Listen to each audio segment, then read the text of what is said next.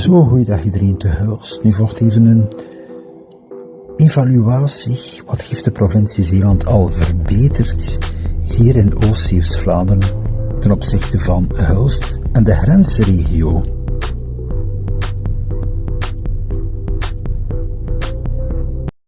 Zo, goeiedag iedereen, hier locatie Klinkspoor en even verder de ingang van Hulst, Nederland, via de Klinkse bossen. Dus ik ga nog even een overzicht geven van wat is er veranderd, wat is er verbeterd, dat de provincie Zeeland beloofd heeft, dus vanaf einde 2024, meer mobiliteit te voorzien, deelfietsen, deelauto's, betere verbindingen en zo verder. Dus hier momenteel, ja, nog altijd de Bosweg, iets minder dan 4 kilometer, dus dat is nog niet veranderd. Nog altijd wel lastig voor bepaalde fietsen, kan je er moeilijk door. Dus hier zou er wel een fietspad kunnen komen, maar nog altijd geen wijziging.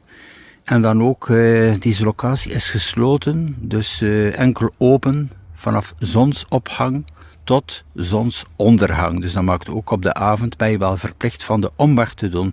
Dus dat is alleen een zaak, dus hier is er wel degelijk verbetering nodig. En dan de locatie daar van het Klinkspoor.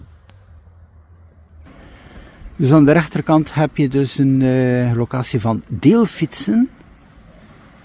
Ze zijn momenteel allemaal in gebruik, dus normaal gezien hier kan je dus een deelfiets nemen, maar anders ga je even verder en heb je ook deelfietsen aan de kerk. Daar staan er dus ook aan de bibliotheek. Maar we zien nog altijd geen verbindingspunt met Nederland, dus de bedoeling van deelfietsen dus te nemen van in Nederland en ze hier te zetten aan de grens en zo je overstap te kunnen voorzien tot het punt van de lijn. Dus hier heb je lijn 21 7 op 7, het haltenummer 204743, dus absoluut van belang dat je dus een verbindingspunt hebt, eventueel met deelfietsen, ook vanuit Nederland en dan hier je bus kan nemen.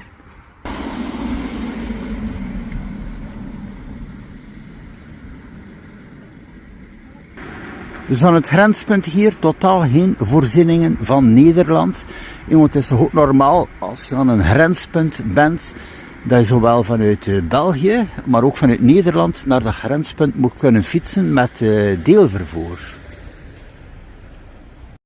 Zo, het andere grenspunt hier, ja, hoofdgrenspunt kan je zeggen van Kapellebrug.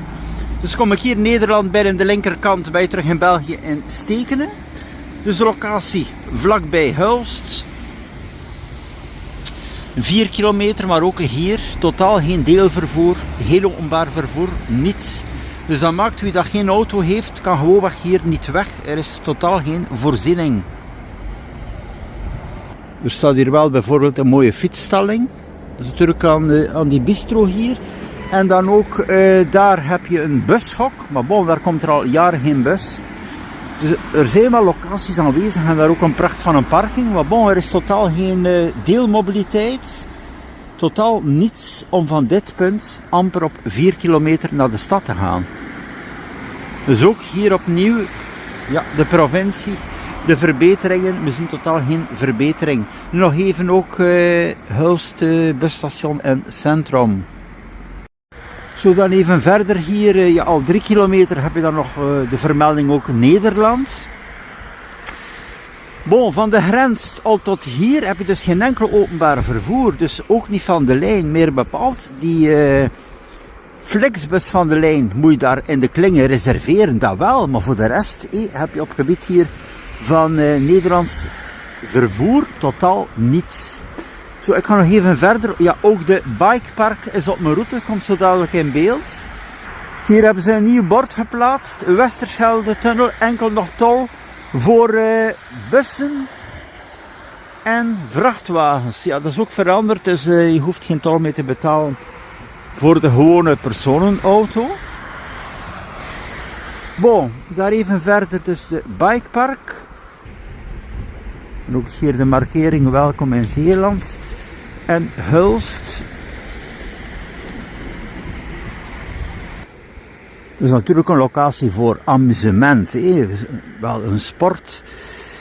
Goed voor te sporten en zo. Maar bon, er zijn ook natuurlijk zaken die moeten prioriteit krijgen. Zoals het openbaar vervoer. Zoals de grensverbindingen die er nog altijd niet zijn. Dus dit onderwerp zal ik ook de volgende keer nog updates geven. Is ook wel terug te vinden op mijn profiel. Dus ik ga nu even verder naar de binnenstad. Dus daar aan de grens in Kapellebrug is er ook geen halte. Voor een haltetaxi bijvoorbeeld, dat je zou kunnen zeggen, ja, ik ga hier een taxi opbellen. Die taxi dat je 2 uur vooraf moet opbellen en dan komt hij daar aan de grens. Maar bon, er staat daar totaal niets. Dus dat betekent ook geen halte, dat je alles te voet moet doen tot het centrum. Zo, ik nader hier de Havenfort parking, parkeerplaats op zaterdag. Dus ook hier zie je dus geen enkele deelfietsen. Dus want de provincie heeft beloofd van de mobiliteit te verbreden eind 2024. Dus ja, er zijn geen deelfietsen, maar er is ook geen halte voor een haltetaxi. Dus waar er dus geen halte staat, een aanduiding, mag die taxi ook niet stoppen. Dus hier is een ideale locatie. Om je boodschappen te gaan doen hier, het winkelcentrum, en de rechterkant naar de binnenstad. Maar bon, totaal geen voorzieningen, dus ook hier totaal niets. En nu nog even het Hulst busstation. Dus het busstation aan de andere kant van Hulststad, dus niet aan de kant van het winkelcentrum, ook niet te vergeten, 20 minuten te voet.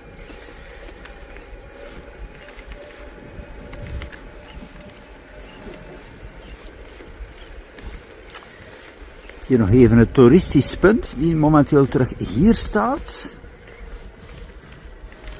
Het Michel Stadspad.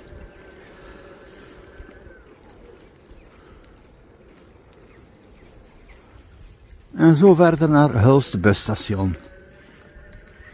Zo aankomst het Hulst busstation. Mooie benaming, busstation, maar bon, je ziet praktisch nooit geen bus. Dan hier het hoppingpunt, of in de week heb je dus wel lijn 433, even na 7 uur. Maar ook voor de rest hier geen deelfietsen te zien. Men is amper 5 kilometer van de Belgische grens. Dus men zou kunnen zeggen, men doet het via een deelfiets als er geen andere optie is, naar het Klinkspoor. Maar bon, totaal niets. En dan hier, wat zie je dus, die Roosendaalbus komt na 46 minuten. Dus als die lijn 19, ja, die komt hier aan na 34 minuten feitelijk en vertrekt over 46 minuten. Dat is alles, dus momenteel even na de middag. En dan die Goes treinstation. Dus die Goes gaat niet naar het dorp, gaat niet naar de grens.